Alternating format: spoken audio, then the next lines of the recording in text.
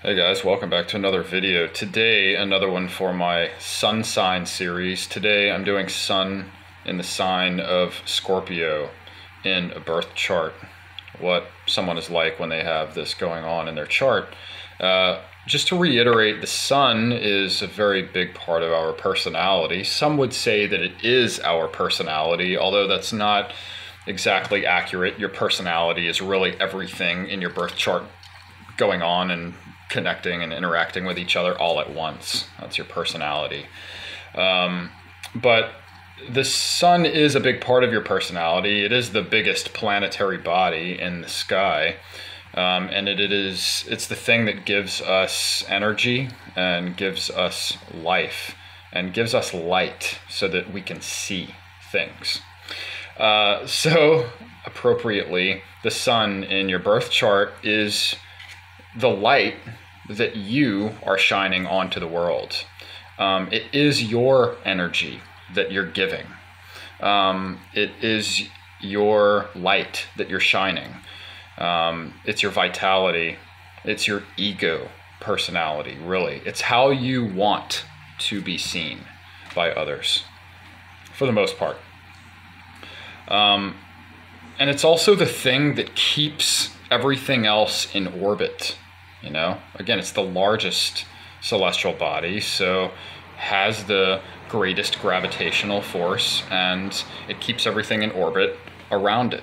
You know, so if you were only your ego, if that was your personality, just your sun sign, then you would just be a floating star in space.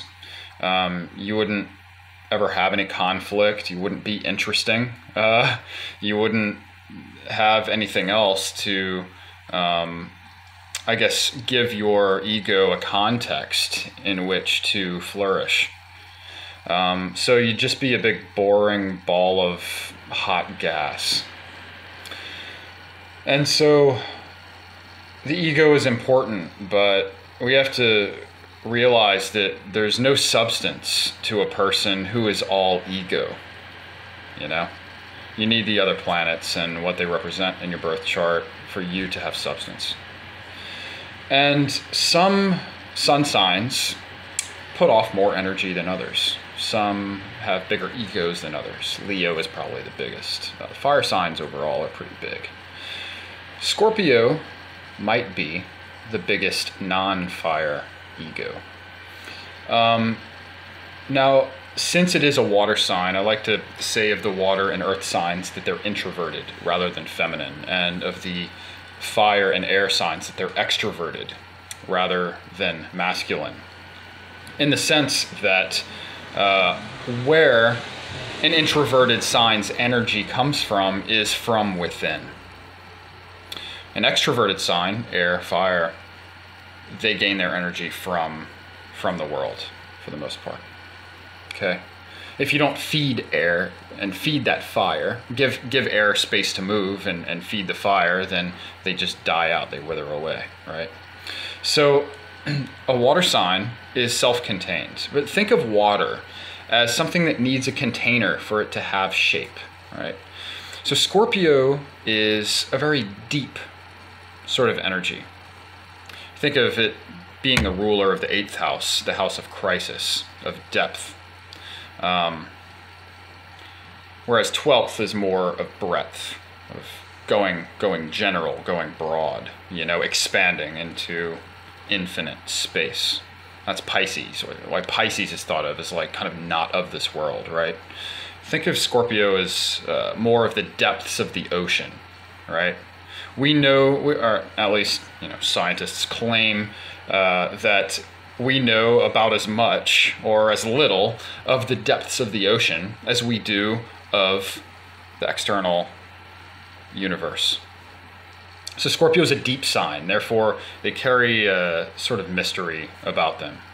And on that basis, but not only on that basis, it follows that they have this aura of being, and this reputation of being sexy. You know, depth, mystery, darkness, these are all kind of sexy things we regard as sexy, you know, culturally. So the other reason, though, that Scorpio is thought of as sexy is because they are actually one of the signs, according to Eastern astrologers, that is fundamentally driven by sexual energy. And think about them, again, Scorpio being a ruler of the 8th house. 8th house is the area, again, of crisis, but of sex. Not just sex, but motivated sex. Power gaining sex. It's how you control things that are not really yours, right? So, sex as a tool for something else. Sex is a form of,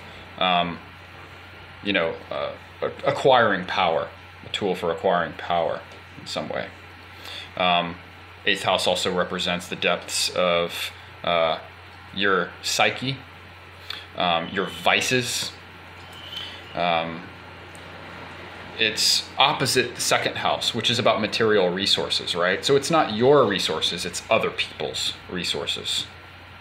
And how you make use of things that are not yours, right? It's not just about how you control them, but it's how you make use of them. So 8th house things can be good or they can be evil depending on how you go about managing them. So Scorpios likewise. Scorpio produces a tremendous amount of emotional power, right? It's one of the things that they're projecting onto the world, onto the external reality. They are very self-contained. They are very self-centered, in a sense. And it is their emotional power through sex, through gaining control and keeping control over things. That's really what they're projecting, you know. So it's emotional power that comes from within and is put out there. Scorpio Sun people like to go deep. They like to understand the depths of things, right? So whenever they're interested in something, they are intensely interested in it. And being a fixed sign, they're good at actually managing information as well. The information that they're going deep into. They like to explore how things work. And that's not just about information and, you know, being on like a truth path and learning about how things work, but it could also involve other people. It can, you know, involve someone who they're sexually interested in, romantically interested in. They want to dig deep into that person and to really understand, unpack how their mind works and what makes them tick, and potentially use that, at least have that knowledge at their disposal at all times, so that they can treat you extraordinarily well if you're treating them well, or they can have that power over you and use it against you in the case that you betray them. It is a very reactive ego, Scorpio Sun, in this way. Scorpio Sun will use everything that it knows and has over you, about you, against you, if they feel that you have betrayed them, that you have mistreated them, that you have, been unfair with them in any way. So that sort of danger, that power that they produce is very sexy, right? Dark, alluring, but it can also be way too much for some signs, you know? It depends what else is going on in your chart. So I'm currently, at the time I'm making this video, I'm 31. So my Pluto is in Scorpio, its ruling sign. The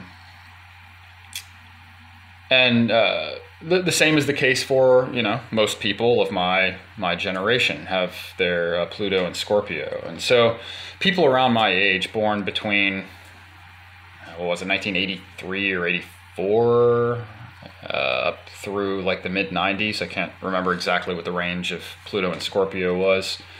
But, you know, people of my generation have a particularly difficult time during Scorpio season, or have a particular overly emphasized or, you know, reputation, have developed a reputation for Sun and Scorpio people, that they are what they are, but in an exaggerated way, right?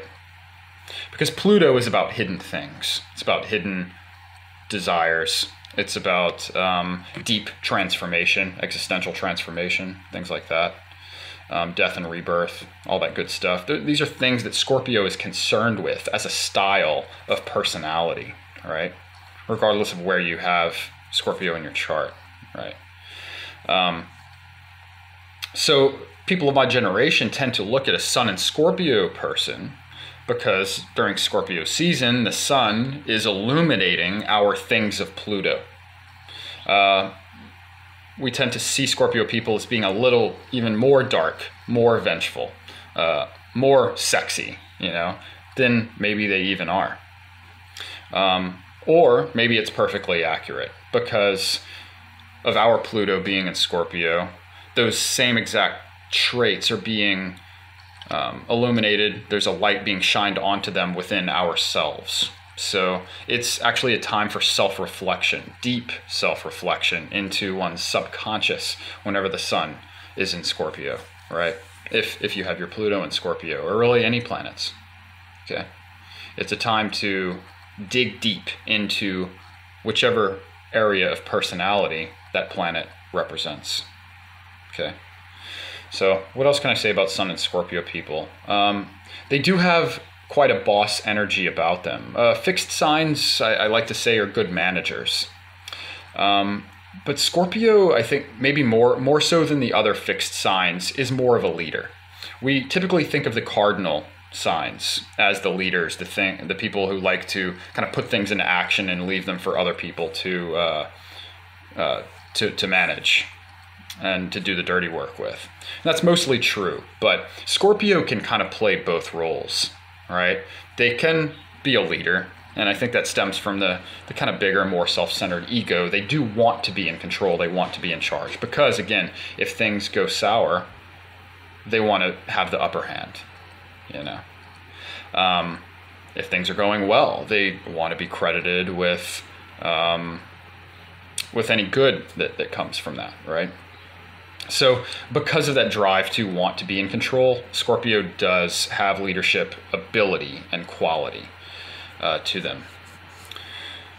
I would say the only modality that they can't really fake, in a sense, because they are fixed and they will be a leader in a fixed sort of way. They can't help it, but they cannot fake being mutable, right? Now, Scorpio is about deep transformation, and mutability as a modality is about changeability, adaptation, versatility, things like that. So in a deeper sense, when Scorpio finally sheds that layer that they've needed to shed for a while, you really see a whole new being that is produced from that, Scorpio Scorpio Sun is really inclined to hold on to their perspectives, to their beliefs, to the way that they see the world. And it will be a very painful process for them to change from that, even if it is clearly for the better and they know full on well that they have to do it. It's still going to bring a lot of pain for them. But they can do it. And when they do, when a Scorpio is reborn, it's like no other transformation that you've seen, It really is almost a full-on change of personality. If it's growth toward the good, because not all transformations are for the good, It should be if you're on your spiritual path, and that's really what astrology is about. Astrology is about understanding yourself so that you can be the best version of yourself possible. That's going to require you to change in some key ways. But when Scorpio finally changes, they can use that emotional power, that sort of controlling nature, in such a more effective and virtuous way, right? It's almost as if there's a deep moral transformation with every layer that they shed through life. That's how it should be for all of us. Maybe that's the lesson that we take from Scorpio and our friends who have their sun in the sign of Scorpio. So anyway, that's my little analysis on sun in the sign of Scorpio. Hope you enjoyed it. And I'll continue this series next month. Y'all have a good one. Cheers.